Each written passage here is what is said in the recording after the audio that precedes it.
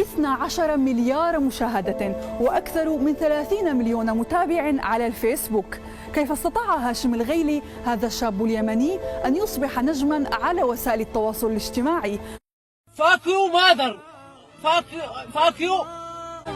أنا أفكفك ميتاكم والأسرة كلها يا عيال الحرام.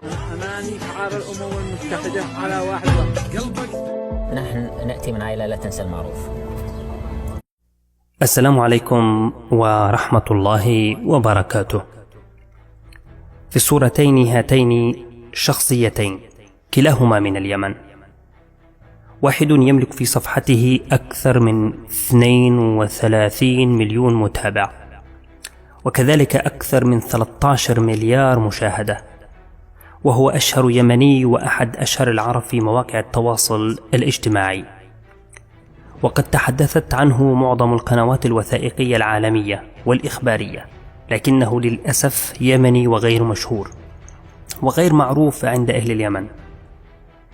أما الثاني يملك 800 ألف مشترك وحوالي 67 مليون مشاهدة في قناته على اليوتيوب، ومعظم اليمنيين يعرفونه، وضجة كبيرة بين اليمنيين على فيديوهاته.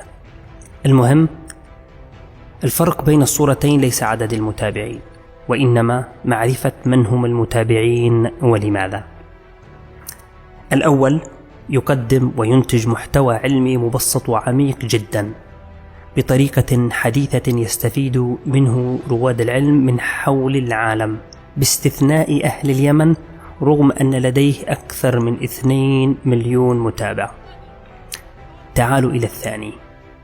الثاني يقدم محتوى كوميدي ديني حقوقي مزي عشوائي من ألفاظ نابية وفاحشة، ورغم ذلك حقق ترند في المشاهدات وسط أبناء الشعب اليمني بشكل كبير.